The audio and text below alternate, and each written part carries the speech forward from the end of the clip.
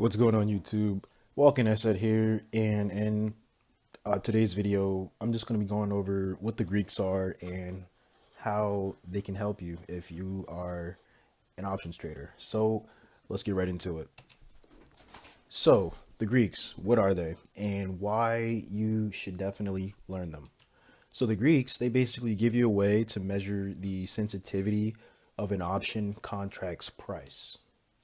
Understanding how they work will allow you to become a better trader, which will lead to you making more money. So there are five Greeks total, and they are Delta, Theta, Gamma, Vega, and Rho. So let's get right into it. So let's start off with Delta.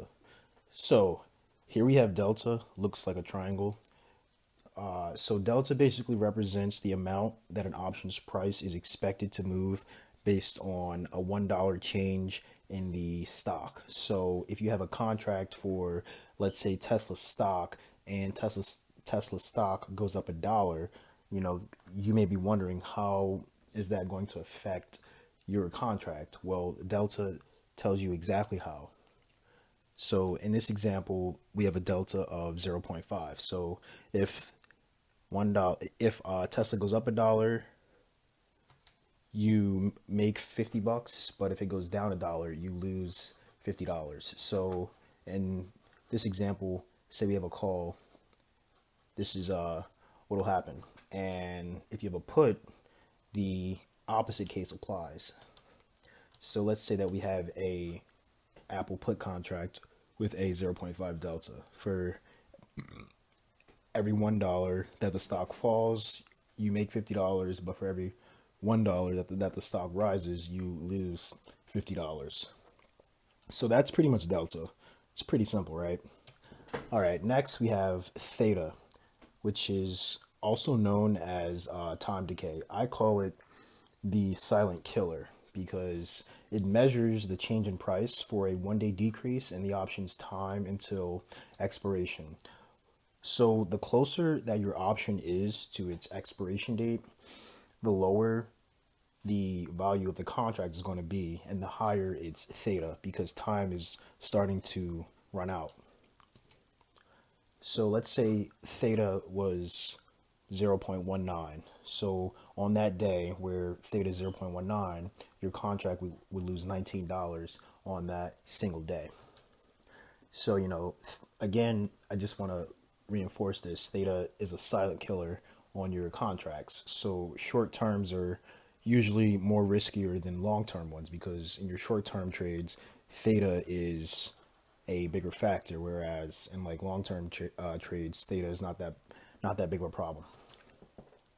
So next we have gamma. And what gamma does is it measures the rate of change of delta. So if delta were like 0.5, and then like the next day it changes, gamma is basically the cause of that change. Like gamma like usually helps you forecast price movement because it tells you how delta is like going to change in the future. So yeah, gamma basically is what causes delta to change. So next up we have Vega, just looks like a V. Pretty simple to remember slash like recognize this. But what Vega does is it represents the amount that an option's price changes in reaction to a 1% increase in implied volatility. Now, if you watch my like previous videos, I talk about implied volatility a lot and how it affects your like contract during like technical analysis. So implied volatility again is just the hype level of a stock. So like the more people are talking about it, the higher the implied volatility is going to be. So mostly when contracts are cheap, that's because implied volatility is low. So like no one's talking about them. But like say like a stock is on the news or something, like implied volatility is like going to be pretty high because everyone is like trying to get in. So when IV is high, that's when your options like contracts are high. Now, IV slash like Vega affects calls and puts the like same. So last but not least, we have Rho. So our last Greek, it looks like a P.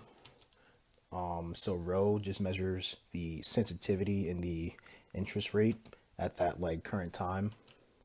It tells you like how much the price of an option could rise or fall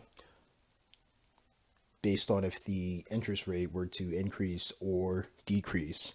Now, me personally, I only use the like first three, so like gamma and rho, I don't really use as much, but the other two I use like pretty much like on a daily basis. So now that like you just sat through this entire lecture, let's apply this knowledge. So this is a snapshot of an Airbnb call, a $200 call for April 16th.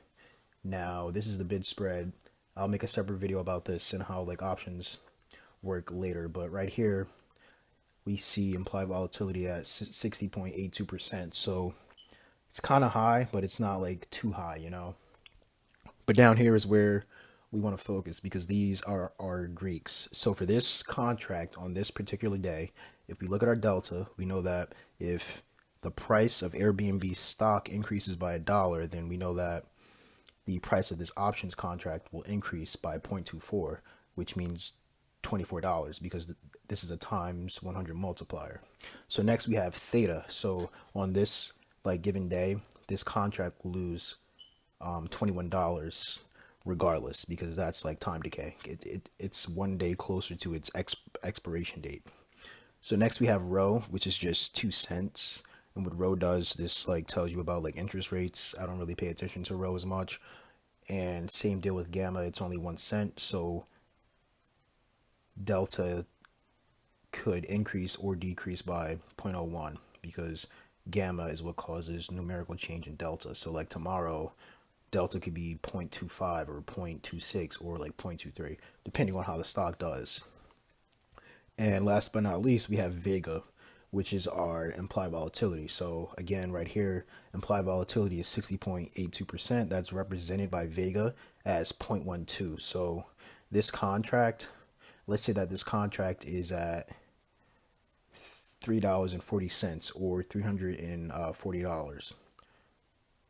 $12 of this 340 comes from the Vega by itself, implied volatility. So say like Airbnb were to like go on the news one day and became like very popular and spiked, implied volatility would increase, which would in turn cause an increase in Vega, which would make your contract more expensive.